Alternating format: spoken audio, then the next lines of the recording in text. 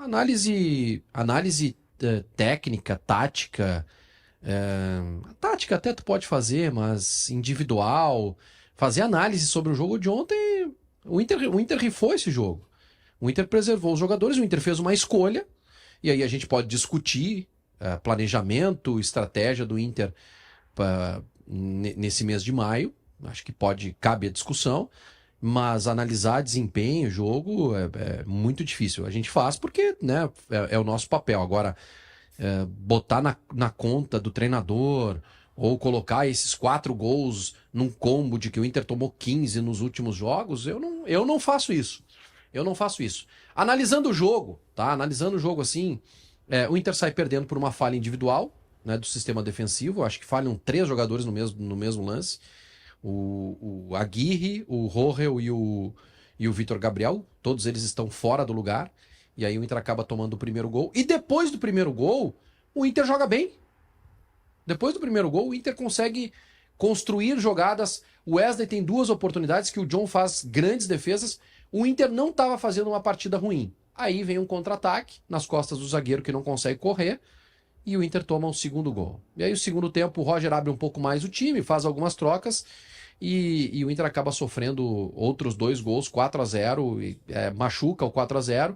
Mas vou te dizer uma coisa, Valéria. Dentro do planejamento, se o Inter ganha o jogo do Nacional quinta-feira, depois confirma a classificação contra o Bahia, ou empata contra o Nacional e confirma a classificação, esse resultado sai na urina, na minha opinião. Então, tu atinge o objetivo. Agora, o que nós vamos conseguir ali na frente?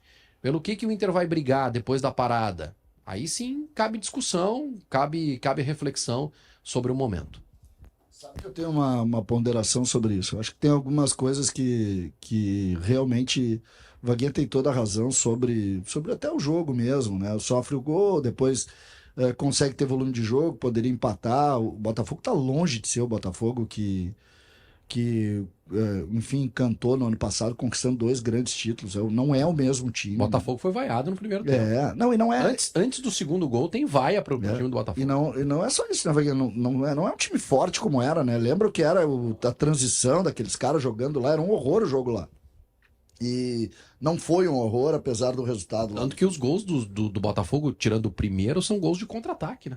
E de chutes bem... E de fora da área, né? O segundo é de dentro da área, mas os outros são de fora da área. Esse gol é incrível. Deixa eu trazer uma questão pra vocês, que é o seguinte. Tem muita gente aqui comentando sobre a atuação do Antony. A gente tava falando isso aqui até nos bastidores. O Josué Silva comenta que o Antony foi o principal jogador de defesa que falhou em todos os gols. De brincadeira. O Luiz Rudinei comenta, o goleiro sempre mal colocado. E aí? Tá de brincadeira. Eu acho que o Antony vem deixando a desejar nos últimos jogos. O goleiro que toma muito golaço, a gente tem que desconfiar. Já falei isso aqui do Volpe. É muito cara acertando chute fora da área, chute de longe no goleiro do Inter. Assim qual foi o gol que ele falhou? Os caras acertaram 3 chutes indefensáveis. Isso aí é falha dele? Não, cara, assim, não, ó. Não é falha, que nunca é falha, mas também nunca tem a defesa, né? Mas não é falha. Falha, pega o jogo River Plate. Tem um erro de Pega o jogo River Plate e Inter na Libertadores de 2023. Tu vai achar 4 defesas do Rocher que não seria falha se fosse gol. Mas aí o goleiro de hierarquia, o goleiro que tu não vai ganhar com o Antony. Mas essa discussão aí, ela não existe. Então, esse goleiro é insuficiente pro Inter. O Antony tá jogando o ano inteiro e é insuficiente. Ele é o goleiro reserva do Inter. Mas o goleiro titular não joga nunca. Né? Tem que ver isso aí. E assim, eu queria falar um pouco do Inter, porque assim, eu não vou normalizar tomar 4-0, tá? Mas ninguém normalizou. Porque ano passado o Inter, quando tava o Inter foi super exaltado quando ganhou do São Paulo no Morumbi por 3-1. Era o São Paulo poupando pra Libertadores pra pegar esse Botafogo aí. Ia pegar esse Botafogo aí, na Libertadores, na quarta-feira. No final de semana botou time em reserva contra o Inter. Foi 3-1, a gente exaltou o Inter, porque o Inter ganhou dos reservas do São Paulo. Depois o Atlético Mineiro tinha o River Plate na Libertadores na terça, no Monumental de Nunes, e pegou o Inter no sábado. Time reserva, aquele jogo com chuva lá, lembra? Na Arena do Galo. O Inter fez 3-1, a gente exaltou o Inter, que ganhou dos reservas do Galo. Aí o Inter pegou o Flamengo no Beira-Rio, que ia jogar uma final de Copa do Brasil contra o Atlético Mineiro no domingo, e na quarta veio com um time misto no Beira-Rio. O Inter empatou por 1-1 e foi exaltado porque jogou de igual para igual com o Flamengo. Então, se a gente exaltava o Inter que ganhava, empatava com o time reserva, o porquê a gente cobra algo dos times reservas? O Inter, por mais que tenha poupado os jogadores, não pode jogar tão mal. O Inter tomou 3 gols, os caras davam o balão pra frente e a defesa não consegue cortar. Que posicionamento é esse? Que treinamento é esse? Primeiro, todo mundo sabe que o Marlon Freitas é o melhor lançador do futebol brasileiro. A primeira ordem que tem que vir de um treinador que enfrenta o Marlon Freitas já que pressiona a bola, não deixa o Marlon Freitas avançar. Bom, deixar o Marlon Freitas avançar, tu tem que estar com a defesa posicionada. A defesa do Inter tem uma bola nas costas. Isso não existe. Ah, mas o time é a defesa reserva. O Vitor Gabriel é titular, o Aguirre é titular, né? E o Rogel é o primeiro reserva da defesa, que é a escolha do treinador. O Inter tem 6 zagueiros no elenco. E o Rogel é o terceiro na escolha do treinador. Então é decisão dele. E esses caras treinam, né? Porque não é assim, o time reserva não fica assim, enquanto os titulares treinam, o time reserva fica ali sentadinho vendo. Não, eles treinam. Também tem que ter comportamento de defesa. Então, o time mal posicionado é coletivo. E o Inter já tinha mostrado essas dificuldades com o time titular. Tanto é que tomou 6 gols do Corinthians. Ah, mas o Corinthians tem Yuri Alberto e Depay. O Mirassol tomou 1 do Corinthians. E aí? O América de Cali tomou 1 do Corinthians. O Inter toma 3 gols do Corinthians com um jogador a menos. Mas aí quando o Inter ganhou do Cruzeiro com 1 a menos, o Cruzeiro, a gente exaltou que o Inter ganhou do Cruzeiro. Tu tá comparando é que quando o Inter... Não, é que assim, o time tem que defender bem com 10, o time tem que defender bem também. É que, assim, eu fico pensando assim, qual é a função do Roger no Inter? Porque se quando joga com misto, não tem culpa nenhuma. Se quando joga com 10, não tem culpa nenhuma. Se quando tem ganhado o Nacional, mas os caras fizeram 3 gols aqui, o Nacional de Medellín, o Nacional empatou o jogo. Então, não faz diferença nenhuma ter treinador. Tá dizendo que o Roger nunca tem culpa? Não, nesse caso aí, porque nós estamos aviando que tá tudo bem, jogou com o time, rifou o jogo. Não, mas ninguém tá dizendo isso. Não, Foi um fiasco? Não, eu acho, eu não gosto de tomar 4 nunca, mas eu não considero, eu não posso considerar esse jogo, não posso fazer avaliação sobre esse jogo. Ele tirou os 4 principais jogadores do time. Tu quer questionar a estratégia dele pra esse jogo? Pode questionar. A estratégia tinha que poupar. Então, mas time desentrosado, com um zagueiro que não consegue correr. Quem é que escalou o zagueiro que não consegue Mas qual é a outra opção? É o Cleiton Sampaio. Tá, mas ele... Tem um zagueiro que não consegue correr e outro que tem uma barriga. Então não tem o que fazer. É isso. Ali nesse caso não tem o que fazer. Ou não preserva. Eu acho que essa... Ou bota 2 zagueiros canhotos no time. Pois é, renovar o contrato, deram aumento para um treinador que não tem o que fazer. Eu acho que essa que é a discussão evidente que tu tá vendo um decréscimo técnico e que tem problema do treinador. Todo mundo tá vendo. Agora, existe algo, e aí me parece isso sim importante, e aí tu faz uma ponderação muito legal sobre enaltecer o trabalho quando se ganha de equipes fragilizadas. Eu acho muito legal isso. Acho que é... Desculpa, não tem nada a ver uma coisa com a outra. Não, mas acho que não é legal. Não tem nada a ver uma coisa com outra. É a comparação de melancia com goiaba. Não, mas às vezes tem nada a ver. Se a gente vamos pensar o Botafogo. O Botafogo não merece elogios, ele ganhou de um time que rifou o jogo. O Botafogo não merece elogios porque foi envolvido pelo time reserva durante 30 minutos. No primeiro tempo o Inter teve mais posse de bola. Mas ganhou 4-0. Elogio que merece o Botafogo. Tudo bem, mas ganhou 4-0 durante o momento do jogo. Time descaracterizado, gente. O Botafogo tá mal. O Botafogo foi vaiado pela torcida. Quando o Inter ganhou do Atlético do São Paulo no passado fora de casa com o time reserva, a gente exaltou. Mas o que acontece, eu acho, e aí esse é o principal ponto. Alguns jogadores do Inter são muito frágeis. Muito frágeis. Quando o Vitão joga, o Aguirre cresce. Quando o Vitão não joga, o Aguirre é o Aguirre.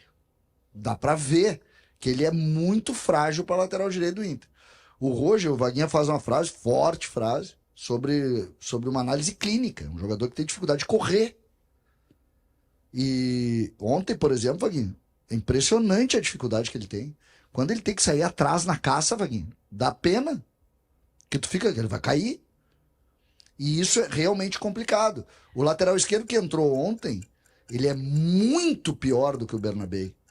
Até puxando esse teu gancho, CCD, o Rafael Balbi comenta aqui que não tem como manter o alto nível, se apenas uns 9 jogadores têm perfil de titularidade.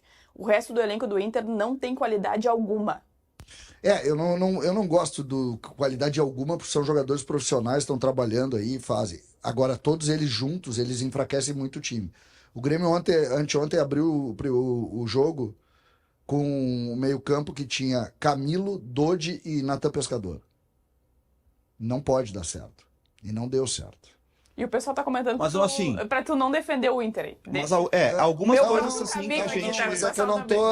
Aí que tá, eu não tô defendendo eu não tô defendendo nem criticando. Eu tô colocando assim... a gente tá muito cheio de verdade, entendeu?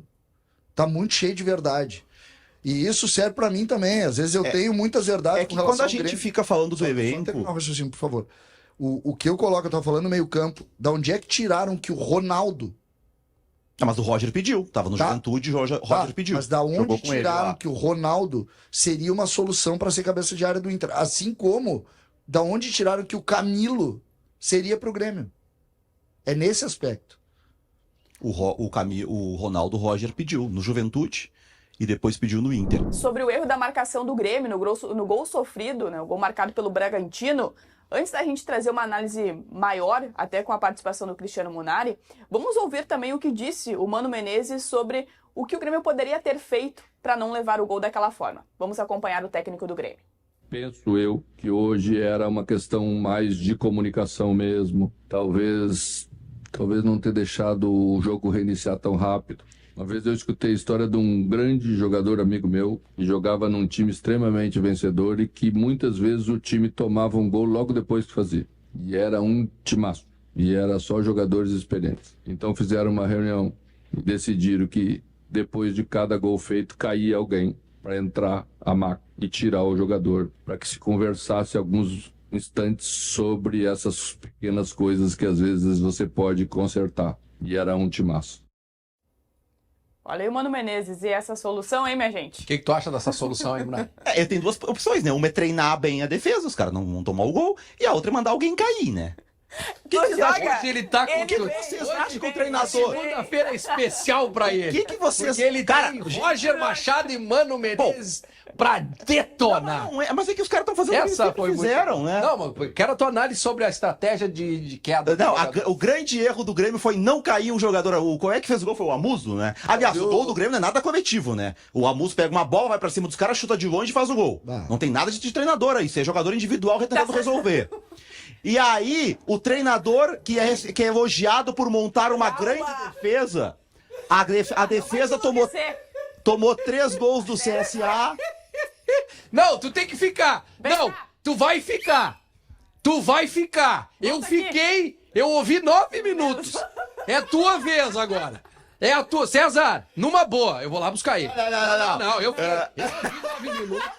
Eu ouvi, não, senhor.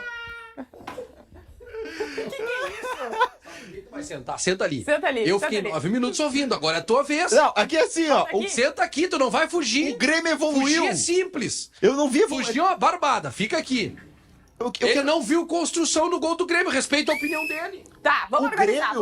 Para falar sobre todo o jogo do Grêmio, tá? Porque assim, eu não vi evolução. Gente, que evolução. O primeiro tempo do Grêmio foi um horror. O Grêmio dentro da arena teve 35% de posse de bola. Finalizou 3 vezes no gol só. O Bragantino não teve nenhuma chance clara, é verdade, mas finalizou mais, 5 vezes. E aí o Pescador foi a grande notícia, né? A grande novidade do Mano na chegada ao Grêmio é o Pescador voltar a jogar. Agora ele é até titular, o Pescador é. E aí eu vi algumas pessoas dizendo, não, mas o Grêmio não sofreu no primeiro tempo. Gente, o Grêmio, tricampeão da Libertadores, campeão mundial, bicampeão brasileiro, penta de Copa do Brasil com 6 milhões de torcedores, 200 mil sócios, sei lá o quê. O Grêmio não pode se contentar no primeiro tempo não ter... Ah, não, mas o Bragantino não teve a bola e não teve chance clara. Mas o que é isso? Aí no segundo tempo, depois desse horror que foi o primeiro tempo, o treinador não mudou. E começa o segundo tempo, o Bragantino tem uma chance clara com o Lucas Barbosa, que é um milagre do Volpi, e depois tem uma falta que o John bate. Aliás, o John jogou livre o tempo inteiro, né? O time que marca bem não conseguiu marcar o John. O John bate uma falta que o jogador do Bragantino chega sozinho e não consegue fazer o gol. Aí, aos 15 minutos, o treinador tem a brilhante ideia. Tirar o Pescador, olha só! Quem poderia imaginar que se tu escalar o Pescador como titular, tu vai ter que tirar ele pra melhorar o time? E aí, obviamente, o time melhorou, né? Saiu o Pescador, entrou o Monsalve, também entrou o Amuso, e aí o Grêmio começou. O Grêmio teve 3, 4 boas chances de gol. Esse gol aí é uma jogada do Amuso, né? Que encara. Agora o gol Chutou o goleiro, obviamente, mas o goleiro a gente sabe que é fraco, né? Chutão? E aí, Isso aí foi chutão? o goleiro bom não toma esse gol. Mas mesmo o Cleiton sendo fraco, o Grêmio chutou 3 bolas a gol no primeiro tempo todo. Então nem isso o Grêmio conseguiu fazer direito. E aí o Grêmio foi de fato bem nessa reta final, mas a mudança, entradas do Monsalve e do Amuso, aos 14 minutos. Então vamos pegar 15 minutos, tá? De 90 minutos do jogo, 60 o Grêmio jogou mal e 30 o Grêmio jogou bem. E a grande defesa do jogo, num jogo 1-1, foi do Volpi, não foi do Cleiton. E aí toma esse gol. Falando em tempo, esse gol aí. Falando em tempo, sabe, nós deixamos um tempinho pro Cezinha. Esse gol aí não é um time que tá bem arrumado defensivamente. Vamos analisar o gol. Não, o gol é que, assim, esse gol o Grêmio acabou de fazer. O Grêmio fez o gol, tá? E aí tem uma curiosidade nesse gol, que é o seguinte, quando o Mano faz as últimas... Parou aqui só pra gente ver uma coisa, Chink. Quando o Mano faz as últimas mudanças, ele coloca Arezzo e Bright White juntos. E traz o Monsalve pra direita. E o Bright White fica por trás do Arezzo, fazendo um segundo atacante, um falso meia. Só que quando a bola sai no meio de campo, eu não sei porquê, o Bright White vem pro lado direito. O Bright White vem fechar a linha no lado direito e é o 22 aqui, ó, que tá com o braço fazendo assim. Bright White. Não, o Bright White. O Monsalve é quem vai em cima. Então é isso que eu queria chamar a atenção. Porque eu vi algumas pessoas botando a culpa. O Bright White tinha que ter... Na transmissão do Premier, até, não lembro que era comentarista, perdão, mas não foi por querer. O cara achou que o posicionamento tava. Ele até comenta que o Monsalve podia ter vindo, né, já que a bola vem pelo lado direito. Eu achei que era o Monsalve. Não, aqui o 22 é o Bright White ali, ó. E o Monsalve tá lá. Eles inverteram. Mas eu não acho que a culpa do gol é do Bright White. Porque a gente vai ver o primeiro lançamento, o cara lança de novo, é como foi do Inter, lança sem pressão nenhuma. Aí tem o lançamento, olha pro Gemerson. Quem o Gemerson tá marcando? Porque o Pita, que é centroavante de origem, tinha entrado como ponta esquerda. Então ele era o jogador do Serrote. E o Eric Ramírez, que é o meia, ele entra.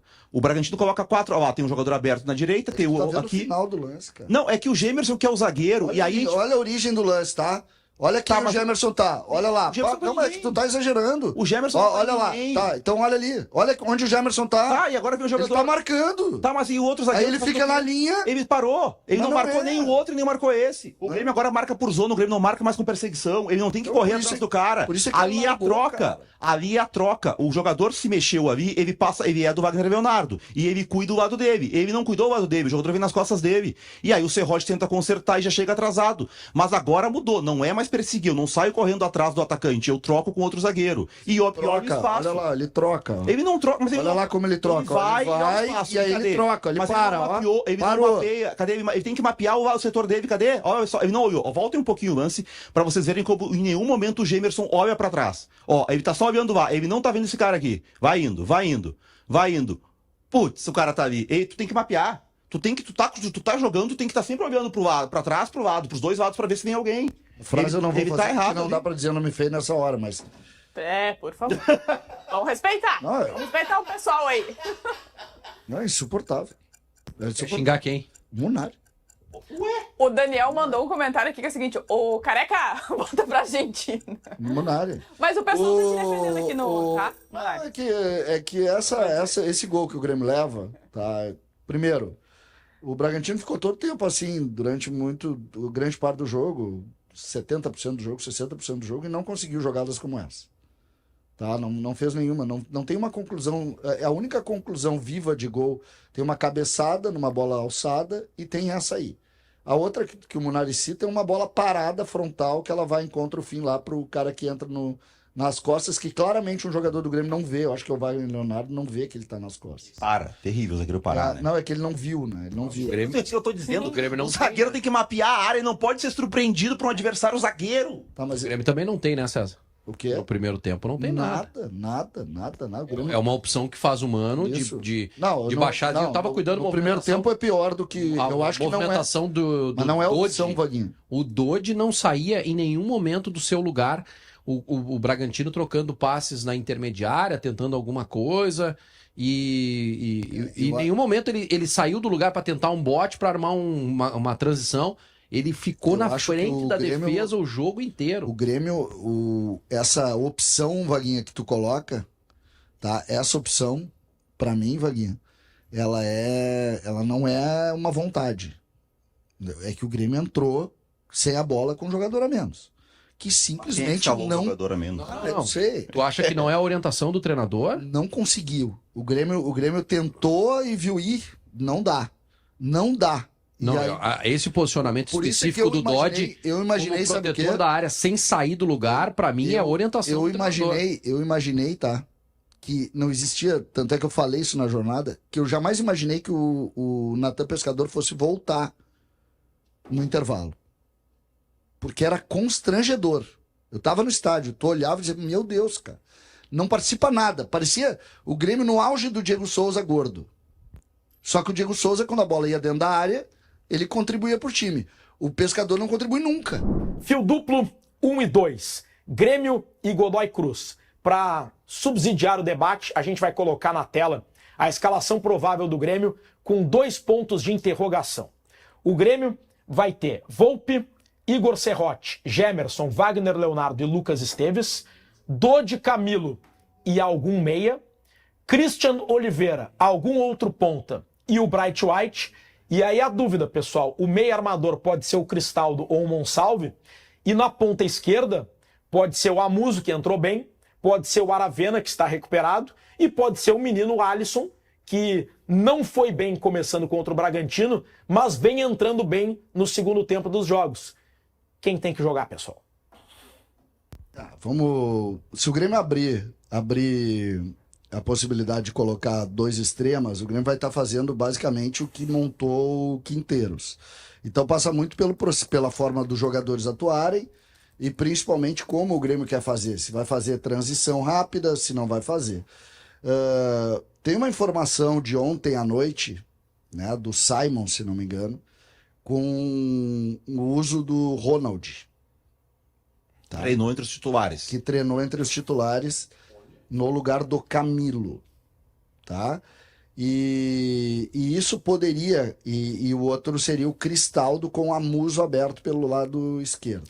Ó, já atualizamos com o Ronald na vaga do Camilo para a gente ter uma ideia. E aí o Cristaldo por dentro e o Amuso. A outra possibilidade é o Bright White baixando para meia com o Arezzo na frente, o que seria praticamente um 4-2-4, né? Mesmo que a gente sabe que hoje em dia os extremas jogam em 2 linhas de 4, atacam o espaço, tal, aquele papo, todo que a gente fala. E o João Pedro também treinou como lateral. Então, tem possibilidades. Mas a gente olha que o Grêmio está definido, né? O Grêmio não muda muito dessa realidade. Um meia de pouca intensidade, um volante que briga mais, que sai mais, um volante mais posicionado. O Ronald, Vaguinho, não sei se chegou a conhecer ele. O Ronald, para os mais antigos, o Ronald é um volante de boa técnica, de imposição física, de muito boa. Ele tem uma característica muito positiva, ele é muito bom na bola aérea. Me disseram, CCD, desculpa te interromper, que ele é disparado o melhor cabeceador do elenco desde o ano passado. É bem possível. Já fez gol de cabeça, não lembro o adversário. Contra o Atlético Mineiro. Atlético Mineiro. É bem possível. Então, para esse jogo de espaço curto, só que ele não tem velocidade, tá? Ele não tem. E eu diria até que ele não tem, hoje em dia, a necessidade, aquela intensidade que esses 2 volantes, que basicamente estão circulando a cabeça da área, eles têm. Então, Vaguinha, por isso é que eu faço a comparação. Ele tem a característica, Vaguinha, sabe de quem? Anderson Polga. Vocês lembram do Polga? O Polga, campeão do mundo. Isso, mas o Polga foi um cara adaptado ao futebol. Porque o Polga, como primeiro volante, ele não conseguiu grande destaque. Lembra, Vaguinha? Ele não conseguia, porque ele era bom na bola aérea, ele tinha boa técnica, mas ele não era um cara de grande intensidade de marcação e ele não tinha tanta velocidade. Quando o Tite coloca ele como stopper pelo lado, numa linha de 3 zagueiros, o Polga se destaca. Tanto é que depois vai para a Copa do Mundo e com o Filipão é utilizado na mesma posição. Eu digo, o Ronald tem características bem semelhantes. O jogo do ano, tanto o técnico Roger Machado quanto o vice de futebol José Olavo Bisol falaram que o duelo de quinta contra o Nacional é o jogo do ano para o Inter e que soluções precisam ser encontradas para essa partida. Vamos conferir. O meio do ano está muito longe. Eu preciso de soluções para quinta.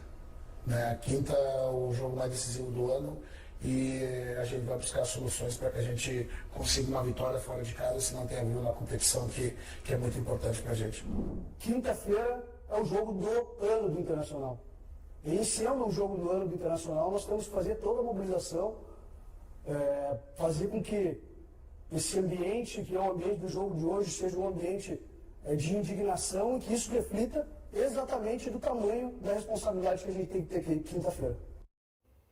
Vaguinha, essa declaração, esse conjunto de declarações do Roger e do Bisol, te dão a confiança de que há um clima de mobilização para a partida? Não, pode ser uma percepção equivocada minha. Eu não estou vendo isso. Né? Nos primeiros dias da semana, não vi isso. Tá? Talvez o Inter faça alguma ação hoje, mas eu não estou vendo. Também não sei se vai fazer muita diferença. O que vai fazer diferença é o que o Roger disse. Ele tem que encontrar soluções. Só que eu acho que a solução está na cara dele. A solução está na frente dele. E aí tem que deixar um pouco de ser teimoso, né? Tem que talvez ouvir algumas pessoas, se é que as pessoas pensam dessa forma, né? Mas me parece que está muito claro que ele tem que voltar ao esquema que funcionou. E abrir mão de jogar com 3 volantes, com 3 zagueiros. Não. Os jogadores estão descansados. Eu acho até que o Wesley deveria ser preservado do jogo contra o Botafogo, né, para ajudar nessa marcação de saída de bola lá na frente, que era uma característica que o Inter tinha e perdeu. Mas é se apoiar naquilo que deu certo. Antony, Aguirre, Vitão, Juninho ou Vitor Gabriel e Bernabé. Fernando e Thiago Maia, Tabata, Alan Patrick e Wesley e um centroavante lá, ou pode ser o Ricardo Matias. Eu lançaria o Ricardo Matias como titular porque ele é melhor que o Lucas, simples assim. E pronto! Acho que não é a hora de... Eu estava ouvindo o debate do Sala ontem, o Potter tem uma ideia de que o time deveria começar com o Gustavo Prado aberto e com o Wesley como referência, né? Acho que não é o momento. Não é o momento para fazer teste. Nunca começou. Exatamente, jogou quando não, assim? Não é o momento. Eu acho que o Inter tem que se apoiar naquilo que funcionou, naquilo que deu certo. Eu tenho uma informação de que o Vitinho deve viajar, tá? O Carboneiro e o Borré ainda completamente fora, mas o Vitinho é uma alternativa para segundo tempo, de velocidade, melhora um pouco a qualidade do elenco. Mas é isso, é ir para a prática agora. Para a prática. Sim, é jogo do ano, a mobilização interna eu espero que esteja sendo bem forte nesse sentido, mas tá na cara, a solução tá na cara do Roger. O Inter ter tomado 4-0 do Botafogo, óbvio que isso foi ruim, foi terrível, mas não pode dar aquela sacudida no elenco, no sentido de, opa, tem algo muito errado e a gente precisa fazer algo para resolver. Porque eu notava o Inter se acostumando com a rotina de empatar e perder, o que é muito perigoso para um time com os objetivos que tem o Inter. E me parece que tomar 4-0 do Botafogo pode ter dado aquela sacudida de fazer os jogadores refletirem, opa, algo tá muito errado. E eu, sinceramente, não consigo entender como o Inter teve uma queda tão brusca de rendimento com a mesma base de time. Porque o Carboneiro, a saída do Carboneiro parece ter gerado um impacto, mas não faz sentido o time estar jogando muito bem, aí sai o Carboneiro, o time passa a jogar muito mal. Acho que o 4-0 não, acho que a soma dos resultados, negativos do mês de maio. Eu acho que sim, talvez tenha dado tenha ligado um alerta, né, interno para os jogadores também, né? Mas o time que vai entrar em campo é completamente diferente do que jogou no tapetinho lá e, enfim, é um time mais forte, é um time que vai ter o Fernando mais descansado. Já fazia tempo que o Fernando não descansava, porque teve que jogar contra o Maracanã, o Alan Patrick descansou também, né? Então tem o Tabata crescendo, acho que o Wesley já fez um jogo melhor contra o Botafogo, bota o Juninho na zaga, que é um pouco mais experiente, o Thiago Maia, porque tem um pouquinho mais, vai segurar mais a bola de qualidade que o BH. Tu acha que o centroavante vai segurar mais a bola do que o Valência? O Lucas já fez isso. A gente tem o time na tela, viu? Com certeza, o Lucas já fez isso. Eu não sei se o Matias faria isso, né? O Roger tem utilizado quando o Matias entra mais pelo lado, não estou entendendo isso. Enfim, pode ser o Lucas, a diferença é mínima, né? Eu acho que vai ser o Lucas. Eu entendo, mas eu acho que vai ser o Lucas. Eu acho que vai ser o Lucas. Tenho certeza de que vai ser o Lucas, porque o Roger respeita muito a hierarquia, chamada gestão de grupo. É mais experiente, né? Agora o time projetado tem Antony, Brian Aguirre, Vitão, Juninho e Bernabé, Fernando, Thiago Maia e Alan Patrick, Bruno Tabata, Wesley e Luca. É o momento de o Vitor Gabriel ir pro banco? Eu acho estranho se o Juninho jogar, porque o Juninho não jogou ainda desde a lesão. Eu acho que pro Juninho jogar no Uruguai, ele teria que ter sido testado contra o Botafogo. Não teria uma chance dele ir pro banco. Mas eu acho que eu penso dessa forma também, só que como ele tá voltando de lesão, colocar ele no sintético lá do Engenhão, talvez o Roger tenha pensado, não é o momento de colocar ele. Mas eu ainda... Tem que ver como é que ele tá, a gente não tem informações de como ele tá no treino, né? É a lenda do sintético, né? Porque os jogadores do Botafogo, do Palmeiras, do Atlético Paranaense, do Galo, do voltam de lesão, eles têm que jogar no sintético. Cara, a gente compra muito essa lenda do sintético. Os caras usam muito essa desculpa do sintético. É o Dudu. O Dudu saiu do Palmeiras, deu um pau no gramado sintético quando chegou no Cruzeiro. É um absurdo, me machuquei lá, minha lesão foi por causa do gramado sintético. Saiu do Cruzeiro, assinou com o Atlético Mineiro, que tem gramado sintético. Tô bem curioso porque o Dudu vai falar do gramado sintético. Mas não existe, mas é outro jogo. Se compra muita história do gramado mas sintético. Eu não compro ninguém, é a minha opinião. O Inter no gramado jogo, é ruim. o Soares, lembra, não jogava no sintético, tava jogando. Mas é... No jogo daqui, o Inter botou o Vitor Gabriel voltando de lesão contra o Nacional. E o Vitor Gabriel foi um buraco que o Vijalba explorou e que o Nacional explorou. Aí tu vai fazer no jogo contra o Nacional lá de novo, colocar um zagueiro pelo lado esquerdo voltando de lesão, 2 meses sem jogar quase. O jeito do Mano, que é marcar baixo, quando ele quis marcar alto, sabe como é que ele marcou alto? Os 4 da frente iam. Só que a linha de defesa não subia. E aí ficava um espaço enorme pros dois volantes. Buraco. Então, não sabe fazer. O Mano não sabe fazer. Ele não sabe montar o time pra atacar bloco baixo, e não sabe quando quer marcar alto. Ele não sabe. Os trabalhos dele sempre morrem assim. O Inter, que faz um belo Brasileirão em transição em 22, precisa atacar o Caxias no Gauchão. Não ataca. Precisa atacar os reservas do América Mineiro na Copa do Brasil. Não ataca. Precisa atacar o Melgar na Sul-Americana. Não sabe atacar. Sempre que tem que fazer isso, ele não sabe. Tu acha que... Vale pros dois. Eu quero fazer uma pergunta. Tu acha que o trabalho do Mano pode ser muito mais do que isso?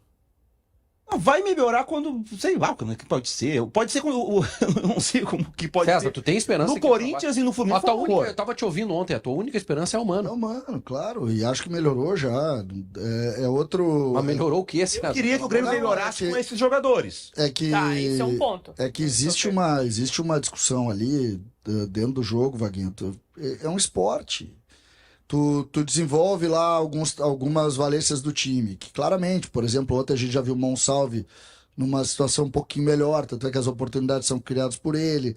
Mas, César, desenvolve contra quem, César? Tá. O Grêmio não tá jogando contra Mas ninguém, cara. Eu tenho que pegar os adversários que eu tô jogando e fazer a avaliação sobre quem eu tô jogando. Mas, por O exemplo, Grêmio jogou, por exemplo, mas mesmo contra... assim, o Grêmio não consegue ganhar desses É assim, ó. pior contra o Grau com o Mano do que tinha sido com o Quinteiros. Tu concorda que o Grêmio jogou menos que o Santos na Arena? Concordo que o Grêmio... E ganhou, foi a única vitória. E jogou menos. Jogou menos do que jogou contra o Bragantino. Quando tu melhora o nível do time, tu melhora o nível da tua atuação, porque tu não tem consistência. Então tu te adapta ao time que vai jogar. Eu até vou dizer assim, tá? Eu acho que o Mano fez uma tentativa. Porque o time não vinha jogando bem, não vinha rendendo do jeito que ele gosta, apesar de ter conseguido uma vitória contra o Santos. Mas o Mano usou esse jogo... sabedor de que, olha, se eu não ganhar, mesmo assim eu tô classificado para alguma coisa. Eu vou jogar o playoff lá, tá? Então eu vou fazer alguns testes aqui, porque eu tô tentando conhecer. Tá certo. Então ele pegou o Ronald e botou o Ronald no time. Sim. Ele colocou o Bright White para jogar numa linha atrás do centroavante. O Bright White jogou melhor. Talvez o Mano tenha assumido um risco, tá? Talvez o Mano tenha assumido um risco para fazer alguns testes e conhecer um pouco mais as alternativas que ele tem. Mas mesmo assim, mesmo fazendo teste, o Grêmio não conseguiu ganhar desse time aí, que pelo amor de Deus, esse time aí é o quê? 21º? 21º de 30. 21º de 30 na Argentina, César. Eu não gosto de justificar assim os jogos, tá?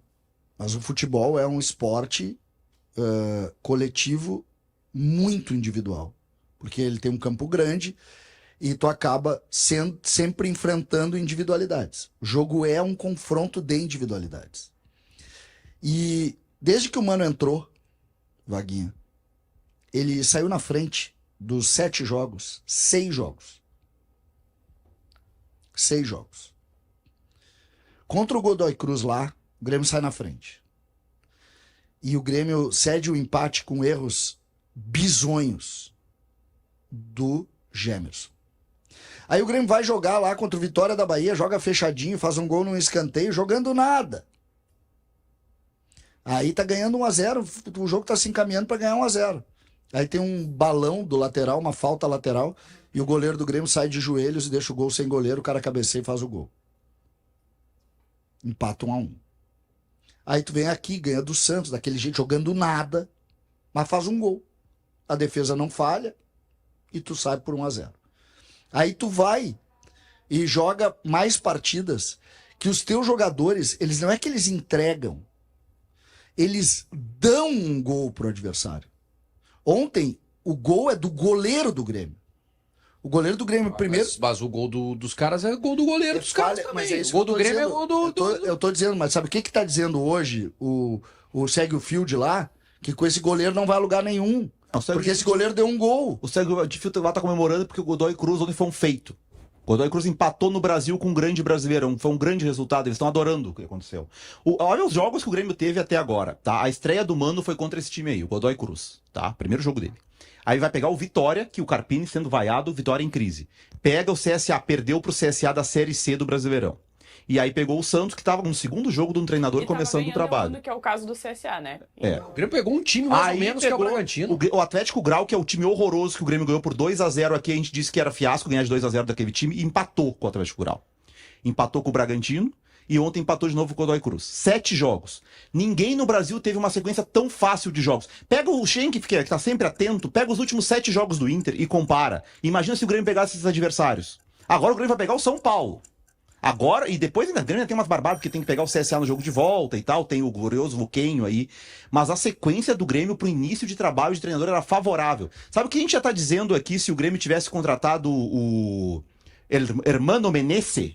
Que esse treinador não sabe nada, que aqui no Brasil, que esse cara só foi bem no Chile. E nós tá querendo dando pau no cara, dizendo que ele tinha que ir embora daqui contra esses adversários aí. É só porque o treinador é conhecido, é da aldeia e a gente já vivia muito. É horroroso o início de trabalho, 7 jogos contra times que não existem. E o time do Grêmio é fraco tecnicamente.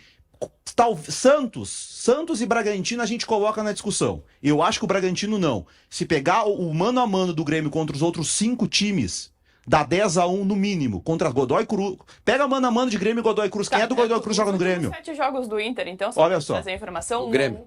Não, do Inter, pra comparar com a facilidade que o Grêmio teve. O Grêmio não pegou ninguém. Entendi. Tá. O Grêmio não pegou ninguém. 1-1 com o Grêmio, 3-3 com o Nacional, 3-1... Nacional do Uruguai. Isso, Nacional do Melhor Uruguai. que todos os times do mundo da 1-0 sobre o Sul-Americana. Maracanã. É, esse é fraco. Corinthians, Atlético Nacional e Botafogo. Tá, então, no Brasileirão, Corinthians e Botafogo, melhores que todos os adversários do Grêmio pegou. Não dá nem pra comparar. Atlético Nacional e Nacional, melhor que todos os times que o Grêmio tem no grupo da Sul-Americana.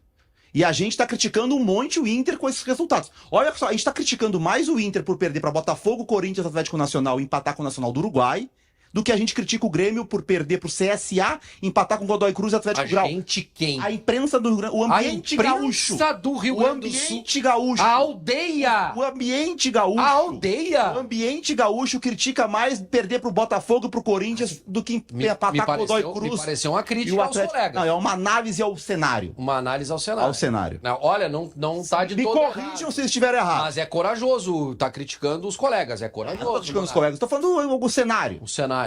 Apesar de confiar no Roger, acreditar muito no trabalho dele, mas já começa o jogo com esse senão, né? Sim.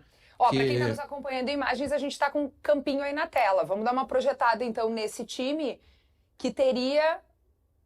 Assim, é o tema da nossa enquete, tá? Esses 3 volantes. Tu é totalmente contra, tu acha que não deve apostar... Não, eu apostaria num esquema que funcionou durante mais tempo. Como é que é? Que é o Acredite, 4-2-3-1. qual é a frase que tu usou aqui? Se apoia no modelo. Se apoia no modelo. Que é a frase do Roger. Do Roger, eu sei. A frase é do Roger. Tá, que é o modelo 4-2-3-1, com o Tabata aberto pelo lado direito. Eu acho que vai ser 4-2-3-1 também, se for... Tu acha que não pode ser 3-5-2? Então, é isso aí. Ou pode ser o 4... É que ele jogou com esse time, com os 3 volantes juntos 2 vezes. Contra o Atlético Nacional foi o mesmo 4-2-3-1 com o Bruno Henrique aberto na direita. E contra o Corinthians foi o Fernando na linha de 5, né, como zagueiro, no começo do jogo, com o Bruno Henrique e Thiago Maia à frente. E o Wesley fechava. Era um 5-3-2 sem a bola, porque o Wesley fechava junto com o Thiago Maia e o Bruno Henrique e deixava o Alan Patrick e o Valência adiantados. É que nesse jogo em específico, Munari, tô enchendo a minha garrafinha de água aqui. O lado forte dos caras do Nacional é o lado direito de ataque. Isto. Então, o que ele vai fazer? Óbvio que ele não vai posicionar o Bruno Henrique lá. O Bruno Henrique fica por dentro e o que eu imagino? Ele vai colocar o Thiago Maia para fechar espaço. Não é isso? Ou ele vai num 3-5-2, protege a linha defensiva, um 5-3-2, ou melhor, 5-4-1, né? Para marcar. E era isso. E especula no contra-ataque, solta os alas na hora que tiver a bola. E vamos ver o que acontece, mas eu não gosto. Eu acho que é uma tentativa que ele tá fazendo que não deu certo. Talvez ele tenha. Não, a amostragem é muito pequena, vamos repetir isso. Eu confio no Roger. O Roger conhece futebol, ele tá estudando o adversário. Agora, eu confio nele, mas que ele errou nos últimos 2 jogos, ele errou. Tem uma diferença pro Nacional, que é o seguinte: o Nacional que reage na Libertadores, ele reage fora de casa com um sistema que só foi usado nos 2 jogos. Contra o Inter no Beira-Rio e contra o Bahia em Salvador, esse 5-4-1 que tem só o Nico Lopes na frente. Tu não acha que ele pode jogar? Eu tô olhando a escalação ali que tá na TV. Tu não acha que ele pode jogar com 3 zagueiros efetivamente? Quem? O Inter. Não, eu acho que sim, mas aí que tá. É que eu tava falando sobre o Nacional porque é o Acabei de seguinte... perguntar isso pra ele. Tu tava onde? Eu tava falando com o Schenck aqui sobre, com o sobre a lista. O Nacional... É verdade. O Nacional... É que eu acho que ele pode jogar com 3 zagueiros, tá? Ele pode jogar com 3 zagueiros exatamente pela forma como o Nacional joga. E ele... Que é uma técnica que se usa muito, que eu acho muito interessante. O Filipão falava muito sobre isso e falou sobre isso, deu uma aula sobre isso quando ele ganhou o Campeonato Mundial de 2002. Quando tu espelha um time, espelhou, 11 contra 11, espelha. Quem ganha? A individualidade. Mas o Nacional é 3-5-2? Sim, um 5-4 não tá, mas tu vai espelhar como? Grande parte. Não, eu tô dizendo assim, estica o Aguirre mais lá na frente para a saída da linha de 5 joga no meio campo 2 caras que vão marcar melhor, bota o Alan Patrick claramente em cima de um dos volantes do Nacional e vai jogar em cima da individualidade. Eu acho que o Roger vai fazer isso hoje. Tá, mas o Roger vai espelhar a forma de jogar, avançando o Fernando ou jogando com 3-5-2 bem típico. Tá, mas como é que seriam os duelos? Porque se o Aguirre vai bater... O Aguirre vai bater com um ponta deles. Não, quem vai bater com... Não é o Aguirre. Quem vai bater com quem vai marcar o Recobo ponta? Quem vai marcar o Recoba ou é o Vitão num pêndulo pra cá, ou é o Vitor Gabriel lá no... como é que é o nome? Vai botar o Vitor Gabriel no duelo com o Vijalba? Se tu tiver uma linha baixa, tu bota. É que isso que eu não consigo entender, tá? Por que é o Inter que tem que espelhar o Nacional? Eu também acho que o Inter Por que não é o Nacional que tem que espelhar o Inter? Essa é uma discordância que eu tenho, se cara. Se o Nacional espelhar o Inter Nacional perde. Porque o Inter tem melhores jogadores que o Nacional. A lógica do Filipão é o seguinte: eu não sei bem como enfrentar aquele time ali. Eu vou espelhar aquele time, eu vou fazer exatamente o que eles fazem. Porque na individualidade eu ganho o jogo. Mas o Filipão não falou isso pra 3 zagueiros, porque ninguém que o Brasil pegou na Copa jogava com 3 zagueiros. A Alemanha não jogava com 3 zagueiros, a Inglaterra não jogava com 3 zagueiros, a Turquia não jogava com 3 zagueiros. Não, eu não consigo entender essa de preparar o time. Quer dizer, eu consigo entender. É estudo. Os caras estudam. E aí, às vezes, eles esquecem de armar o time deles pra jogar. É isso que o Inter fez nos últimos 2 jogos. Estudou o Corinthians, vamos jogar com 3 zagueiros. Estudou o Atlético Nacional de Medellín, vamos jogar com o Bruno Henrique pra parar os caras. Sim, e aí quando tiver a bola, a gente faz o quê? Cara, pelo amor de Deus, é o Inter. Quem é que tem o maior investimento? É o Inter. Quem é que tem os melhores jogadores? É o Inter. Bom, então escala o time do Inter de acordo com aquilo que tu tem de melhor, da tua ideia de jogo, e o Nacional que espelhe o Inter. Então, é que eu acho que o Roger tá apostando, tentando pensar a cabeça do Roger, né? Que eu tava falando sobre o Nacional antes. O Nacional no Campeonato Uruguai não joga com 3 zagueiros. O Nacional no Campeonato Uruguai sai um zagueiro desse sistema de hoje e entra um atacante. Teve um jogo, por exemplo, jogou o Eraso. A mudança foi sair um zagueiro e entrar um centroavante. E aí muda para um 4-2-3-1, que é um 4-4-1-1 com o Nico Lopes e o centroavante. Hoje, ele vai jogar com 3 zagueiros pela informação que a imprensa uruguaia traz. Só que é um jogo em casa com 35 mil pessoas. O Nacional não vai ter, dentro de casa, a postura que teve contra a Inter e contra o Bahia de ficar atrás, baixo e contra-atacar. Vai ter que sair pro jogo. Tu viu Nacional e Bahia no Uruguai? Sim, mas é que ali era a estreia do... Ali foi 3 zagueiros, só que foi diferente. Não era esse 5-4-1. Era um 3-4-2-1. Jogou o Otero. Era o time que... Não é o time de agora. A gente viu lá no Gaúcho. Isso, mas não era o time de agora. Por cima, assim... Eles não tinha o Vijalba. Gostou, pressionaram. Mas tu não gostou, né? Não, pressionaram. Mas esse jogo foi 3x1 pro Nacional. Não, o jogo 1x0 pro Bahia. Mas ali, é que ali não era esse 5-4-1 de agora. Era um 3-4-2-1, que era o esquema do interino. É a estreia do treinador, do Perano. O Perano só repete. Eles pressionaram no fim, mas meio desorganizados, assim. O Bahia fez um gol no segundo tempo com o Pulga, né? Com o Eric Pulga. E conseguiu se defender bem, apesar de que o goleiro do Bahia fez algumas defesas. Esse é outro Nacional em relação àquele. Eu acho que a aposta que o Roger tá fazendo é em causar um desconforto para esse time do Nacional. Ele tá apostando em esperar o Nacional, obrigar o Nacional a jogar, e o Nacional com esse time aí nunca fez isso. Vai ser a primeira vez. E aí ele tá apostando em ter um contra-ataque com o Wesley, em ter uma bola do Alan Patrick para daqui a pouco numa profundidade. Eu acho que é isso. Tirar os caras do conforto. Os caras não estão acostumados a jogar com posse de bola, jogar no campo de ataque. Vamos chamar eles para cá. Pode ser, só que é um risco. Eles têm boa. O time deles não é um bom time criativo com a bola. Mas se tu cedes terrenos, tu acaba gerando faltas, escanteios. O time deles é bom na bola parada. Vocês estão com a gente no YouTube GZH e também no Gaúcha 2. Um grande abraço. Te inscreve aqui, tá? No nosso canal. Não deixa de mandar teu comentário, não deixa de ativar as notificações também e deixar o teu like, que é muito importante dar uma moralzinha pra galera por aqui, né? Gente, vamos falar dos passes longos do Grêmio, esse fio que Cristiano Munari vai desenrolar pra gente, porque o Grêmio de Mano Menezes, ele tá apresentando muitos passes longos.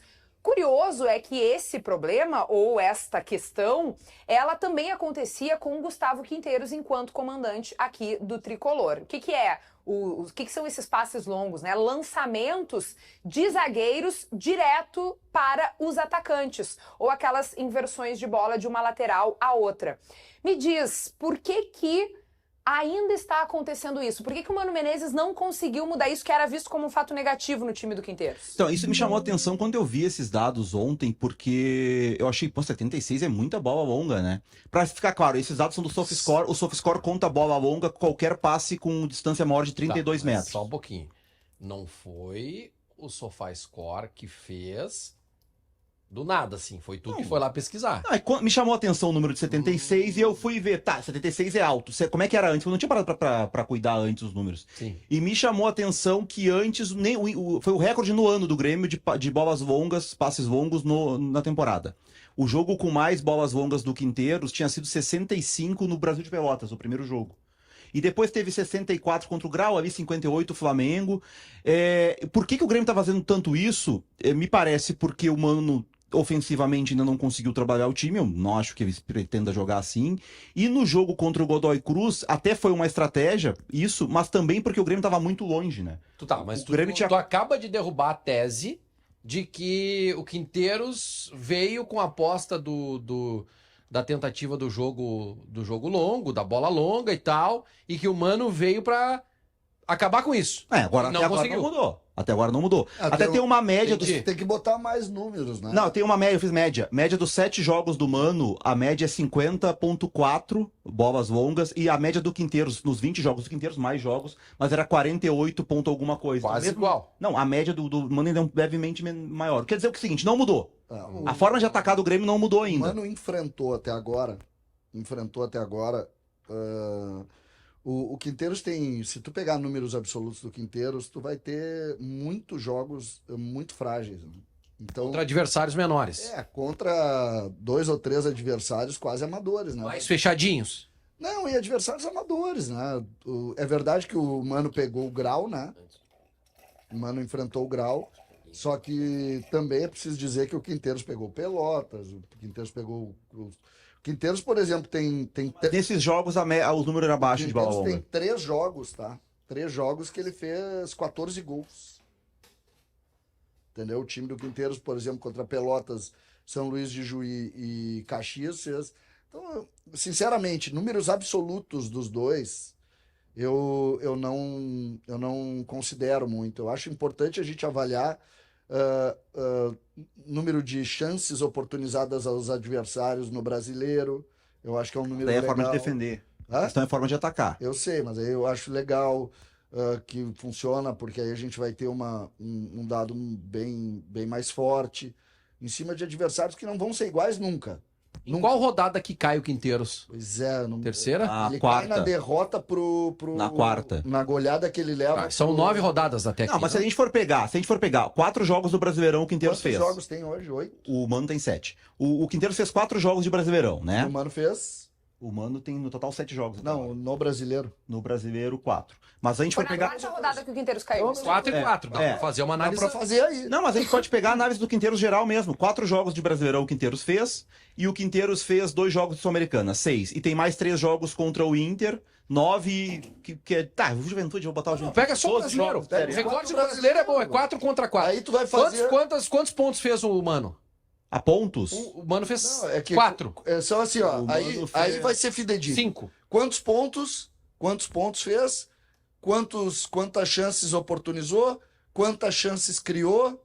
Aí tu vai ter um número mais fidedigno. Não, mas O Brasileirão tem 3 jogos até aqui. Nós estamos desviando a discussão. Nós estamos desviando a discussão. A discussão não é se o Grêmio marca melhor, se o Grêmio cria mais chance, se o Grêmio tá jogando melhor. O ponto é, dar muitos passes longos era ruim, era errado quando o Quinteiros fazia, a Verdade. gente criticava, Verdade. e agora passou a ser certo, ou era errado e continua sendo errado, Preconceito. ou não era errado e agora é certo. Xenofobia isso? contra O ponto o técnico argentino. É isso ou não é que tu quer Não, provar? eu quero saber o seguinte, o Grêmio quer jogar com passes longos, o Grêmio não estava satisfeito com isso, se o Grêmio não estava satisfeito com isso, o Grêmio não mudou o que o Grêmio Mas aí estava tu tá- fazendo. Só pra eu entender. Munari, o Então, Munari é o Mr. M. Eu só É o quero Mr. saber. M. Não, é que a Ele gente- aí, e divulga, ele vai atrás, ele investiga e ele revela. Gente, Mr. M, Mr. Munari. Mr. Munari, ele Com mesmo. todo respeito, eu pouco me importa o jeito que os Vocês já brigaram ontem. Respeita o trabalho do treinadores, Munari. hein? Ele tá apontando Não, e nós- aqui. e nós- Vocês defenderam que Quinteiros tinha que sair porque era bola longa e não acerta. O Mano tem mais bola longa. Pra O mim, Munari investigou, foi atrás, é o estudioso da bola. Respeitem o Mr. M. O Inter conseguiu tirar o volume do jogo no primeiro tempo. Olha só os números do primeiro tempo. Foram 4 finalizações do Inter, 2 do Nacional. Então o Inter controlou o jogo. O time da casa finalizou 2 vezes no primeiro tempo. Posse de bola tu tem aí? O posse de bola foi um pouquinho maior do Inter, 52%.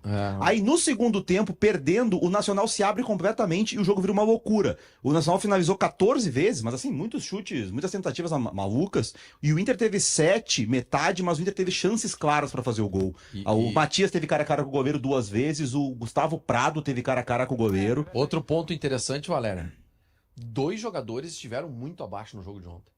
Bernabé e Alan Patrick. Impressionante. né? O Dois Inter, dos o Inter principais. ganha o jogo de 2-0, sem contar com o melhor do Alan Patrick e o Bernabé. Até o primeiro tempo do Bernabé ele foi ali de contenção, ele controla bem, mas depois do segundo tempo ele afunda. Eles demonstraram pra mim assim uma Olha o que é fragilidade física, mesmo sendo preservados. Hein, Vaguinho? Fisicamente tem um lance, César, do Bernabé que o cara assopra. O cara assopra. E o Bernabé cai no chão. Ele vai segurar a bola na lateral, né? Pra deixar a bola sair. É esse? Não, esse é outro que é um absurdo, que ele para. Que ele acha que a bola saiu e ele para. Eu tô falando de um outro lance, que o jogador vem em cima Ele tá dele. saindo jogando e o Vijalba rouba, né? Mas rouba assim, o Vijalba faz assim, ó, sai daqui. Dá a bola aqui. Cara, mas assim, muito fraco. Realmente, questão física tá pegando. O Alan Patrick esteve muito abaixo no jogo de ontem. Eu achei o Apesar jogo- de ter participado do Eu achei do o gol. jogo muito de combate, assim, alguns jogadores não gostam desse tipo de jogo, de enfrentamento físico, né? Agora, a Libertadores é um negócio maluco, né? O Nacional é o líder do grupo, certo? O Nacional fez valer o fator local. O Nacional de Montevidéu tá fora porque simplesmente perdeu todos os jogos em casa. Então, é muito louco esse... Tem mais um, né? Perdeu 2. Perdeu 2, mas é muito forte o fator local, Vaguinho. O fator local é um negócio, quando tu não consegue fazer valer. O Nacional ontem jogou muito pior do que aquele início de jogo que fez aqui no Beira-Rio. Muito pior. Aí foi um time E eu bagunçou, não bagunçou entro muito, eu não entro, tá, mas eu não entro muito nessa linha assim de, pra mim o Inter teve mérito, porque senão a gente sempre vai achar no adversário o problema, entendeu? O Lógico time é que o ruim. Inter teve mérito, o mas Inter o teve time mérito, do Nacional só que fede de ruim. Tu já tinha dito É isso. muito o Inter não- ruim. o Tu Inter não disse, isso mudou. tu disse isso no primeiro. O Inter não O mudou Inter do não é, Nacional da o Inter Colômbia não pra é ontem. líder. O Inter não é líder do grupo e não iria se classificar com certa naturalidade apenas pelo resultado aqui contra o próprio Nacional, né? Se tivesse o resultado aqui, primeiro que já estaria classificado e segundo que iria ter mais tranquilidade para fazer uma posição boa, né? Agora o Inter corre o risco, mais né? um ponto para vocês desse resultado, que foi a escolha do Brian Aguirre como craque da partida pela Rádio Gaúcha. Até é uma questão da nossa interativa, quem foi melhor, ele ou o Ricardo Matias. Mas para a gente falar um pouquinho também da atuação desse lateral que diversas vezes foi contestado pelo rendimento. O Roger foi lá, bancou ele e agora, né, se destacou. É que a gente tem que escolher um, né?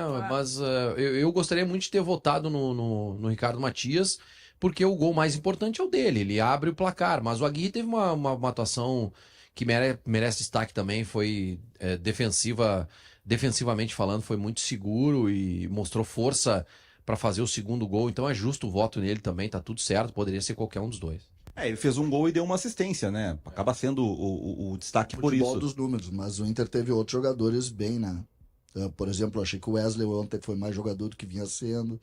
Acho que o Fernando, como sempre, comandou defensivamente na hora que precisou. Eu não acho que tenha... É porque aí a gente acaba olhando o número, né? É que se não tem o gol e a assistência 0-0 e aí tu tinha que ganhar do Bahia na mas rodada. teria feito de outro jeito. Não fez. É que eu só posso... Tinha 30 maneiras de fazer gol. Eu só falo em cima do que aconteceu, né? Os gols... Então, a partir de hoje, só pode Tu votar não na partida... gosta mais, tu não gosta muito de números, né? Sérgio? Então, a partir O de agora... Thiago gosta. A partir de Se eu tirar o conseguir brigar, vão conseguir brigar em Se eu internacional. tirar o A gol e a partir de assistência agora, do jogo... tá decidido. Só pode votar em quem fez o gol da partida. Se o cara não jogou nada, fez o gol do jogo, é nele o voto. Não é que o Aguirre jogou mal, o Aguirre jogou bem. Pela tua não, lógica. a minha lógica é, os números eles servem como base, mas tu tem que ver o jogo pra saber o que aconteceu. E aí tu analisa o jogo. César. E aí tu analisa o jogo. Cinema. É que quem analisa tá só... incomodando? Não é só número que eu tô falando, o Aguirre foi bem no jogo. O Aguirre fez um gol, deu uma assistência e foi bem no jogo, marcou bem. E o jeito que o Roger montou o time foi pra usar o Aguirre. Porque o Wesley vinha pra dentro. Isso o Roger se preocupou também, porque uma discussão que a gente teve antes, ninguém que eu ouvi disse que o Luca é melhor do que o Matias. Porque ninguém é maluco de olhar pros dois jogando bola e dizer que o Luca é melhor. Mas quais eram os argumentos favoráveis ao Luca? O embate físico, o Luca ter maior experiência. E o Roger se preocupou com isso, não deixar o Matias sozinho contra os zagueiros.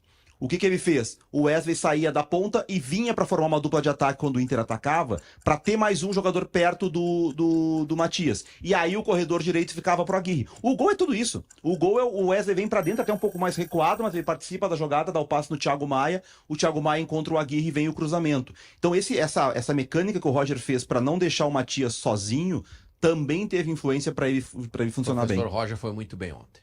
Muito bem. Até sobre atuações individuais, tem alguns recados aqui. Vou trazer a participação da nossa audiência falando sobre os atletas do Inter. O Eduardo comenta aqui que o Aguirre está sobrando fisicamente, os demais já não dá para dizer o mesmo. E aí, claro, né, tem uma sequência de jogos em competições. O Luiz Henrique Ramos comenta aqui que o Thiago Maia jogou bem ontem. Jogou bem. Jogou bem, melhor partida dele no ano com a camisa do Inter. E assim, acho que o Nacional... Quer falar do Thiago Não, Maia? é que o Thiago Maia, a primeira grande chance do Nacional no jogo é logo depois da saída dele. Que aí o Nico Lopes faz em cima do Ronaldo, dribla 3 vezes o Ronaldo, dá 3 cortes no Ronaldo e chuta no travessão. Com o Thiago Maia em campo, o Inter não sofreu. O gol de cabeça é cruzamento do Aguirre? Do Wesley. Ah, é do Wesley. Tá, mas ele tá bem posicionado, só um pouquinho à frente ali, mas entra, né, na área para ajudar o sistema ofensivo. Foi bem no jogo, Thiago Maia. O Alisson tá comentando aqui sobre o Fernando. E até comenta do erro, né, que o Fernando tem ali na saída de bola também. Ali foi falta, né, gente? Ali é falta. Se o juiz... Foi falta? O juiz não deu a falta? Acho que o juiz não deu a falta. Não, mas foi. Acho que não deu e aí... Não dá porque a repercussão era... Porque a repercussão foi a defesa do goleiro também, né? Aí mas ele pega ali a imagem... Não, ele não dá, ele manda seguir. Ele manda seguir, é lance perigoso. Ponto... O Fernando foi muito bem. Só acho que ele errou alguns passes no começo do jogo, assim, que me preocuparam, porque não é de errar. Mas era horroroso também, né? Hã? O gramado, um horror. Pode ser, mas também teve uma grande atuação. O Fernando é de outra turma. César vai gostar do que eu vou falar agora, porque o César vem falando isso há bastante tempo. Na verdade, se tu vai falar, é difícil eu gostar. Não, tu vai gostar. Porque isso da arbitragem é um negócio pro Wesley cuidar. A arbitragem de Libertadores não é do Brasileirão. O Wesley, vários momentos, tentava cavar as faltas e o juizão deixava seguir, gente. Deixava seguir. Eu prefiro 1000 vezes isso, tá? O lance que origina o gol do Inter é um carrinho de frente de um jogador, não me lembro qual jogador. Do Tabata. Do Tabata. Na bola, no jogo. Aqui no Brasil é falta. Aqui no Brasil eles param o lance. É insuportável a arbitragem no Brasil. Ontem, por exemplo, tem esse lance, por exemplo, que o Vaguinha tá contando. O juiz foi muito bem no jogo. Da lateral, tá? Muito bem no jogo. Tá, tem o lance esse da lateral que o Vaguinha tá falando. O que é aqui no Brasil aquele lance, Vaguinha? Aquele que tu diz que o Bernabé achou que a bola tinha saído. Porque ele toca. Aqui no Brasil e em todos os lugares do mundo não é nada, a bola não saiu de campo. Eu sei, mas tô dizendo aquela coisa, tu toca no cara, o que eles dão aqui no Brasil? Não, mas ali não foi nem cara, eu sei que não, mas como é que é aqui? Aqui é falta. Porque eles param tudo. Eles param tudo. Esse lance do Tabata, do segundo gol, eu aposto que vocês quiserem que no Brasil eles param o lance. É uma arbitragem diferente mesmo. Bom, vamos falar agora sobre Grêmio, a projeção do jogo contra o São Paulo amanhã no Morumbi. E nós temos até uma tela interativa, aliás, a tela da projeção do time do Grêmio para amanhã, até para a gente tentar entender quais são os jogadores que podem voltar ao time do Grêmio. Mas também, César, pra gente falar um pouco mais sobre a postura do Grêmio também para esse jogo, se o São Paulo te preocupa tanto, São Paulo que também empatou no meio de semana com o Libertad. O São Paulo bem classificado na Libertadores, com tranquilidade, né? Mas muito mal no Brasileiro, atrás do Grêmio, inclusive. Então é um jogo que acaba sendo um jogo, do ponto de vista anímico, muito perigoso para o Grêmio. O Grêmio vai precisar fazer uma boa partida em São Paulo. São Paulo é um dos grandes do futebol brasileiro, tá na Libertadores e é favorito contra o Grêmio. A gente tem que ter essa tranquilidade. O Grêmio tem muitas dificuldades hoje. O Grêmio meio que entrega para essa pausa do Mundial de Clubes a solução dos seus problemas, seja na área de contratações, seja também no trabalho do Mano Menezes, que precisa de tempo para criar um time base e tal. O Mano ganhou uma partida apenas em 8 jogos, né? Em 8 jogos, então é um número... 7 jogos, é um número muito baixo, né? O Grêmio precisa aumentar esse número. E o jogo contra o São Paulo talvez seja o mais difícil da sequência do ano, né? O jogo mais difícil da sequência do ano é o jogo contra o São Paulo. Tomara que o Grêmio consiga encaixar um jogo bom lá, sair com uma vitória, porque a derrota deve transformar segunda-feira de novo em um assunto que o gremista não quer mais ouvir, que é sair da zona do rebaixamento. Ao menos é isso que indica uma derrota lá, né? Vamos olhar a escalação e aí a gente pode debater em cima disso também, essa projeção que nós temos com o Volpi. Aí tem uma dúvida na lateral direita entre o João Pedro e o João Lucas, né? Uma questão até médica do João Pedro. Gemerson e o Wagner Leonardo, com o Marlon na lateral esquerda. O meio-campo, acho que a gente tem uma questão que a gente pode pensar se tem que reforçar um pouco mais, mas projeção com Donald. Donald é bom, né? Dodge e Ronald. Donald. É uma boa dupla. O Donald. Donald é bom. Porque não... Dodge e Donald. E Ronald. É uma boa dupla, Donald, né? Mas assim, é bom, não que tenha jogado uma maravilha o Ronald, tá? Mas ele consegue dominar a bola e passar. Joga ele, não o Camilo. Tá, e até e aí do meio pra frente, né? Pra gente seguir falando. Oliveira e aí Monsalve, né, ou o Cristaldo ali que a gente deixou, Amuso ou Arezzo e o Bright White. Talvez reforçar um pouco mais esse meio? Como volantes? Não, eu não. Não. Tá, não o Cristiano Munari. Mas acho que o Mano vai colocar o Ednelson aí. O Edenilson joga. Quem? O Edenilson joga. O Edenilson joga. Ednelson. Chama de Ednelson. Eu chamo de Ednelson. O Ednelson... É isso, né? Eu acho que joga. Bota o Ednelson, perde. Tem uma questão ainda da recuperação. Mas né, É que assim, tem uma coisa que o Mano vai ter que cuidar. O São Paulo tá com um monte de desfalques, né? Mas, por exemplo, o Oscar voltou contra o Libertad no último jogo, foi titular. Mas é preciso colocar o São Paulo, ele vai jogar uma partida diferente contra o Grêmio pelo Brasileiro, tá?